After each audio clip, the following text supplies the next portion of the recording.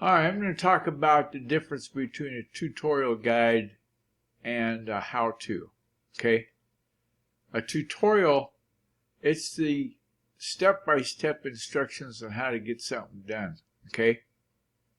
The guide is just giving you basic information. Think about it like pointers on how to do search engine optimization. Might be a set of pointers that you get, but it doesn't walk you through the chapter and verse of every single step that you got to do. So that's the difference. That's why I think needs to be quit having a synonym created for tutorials and guides being the same thing, because they're not.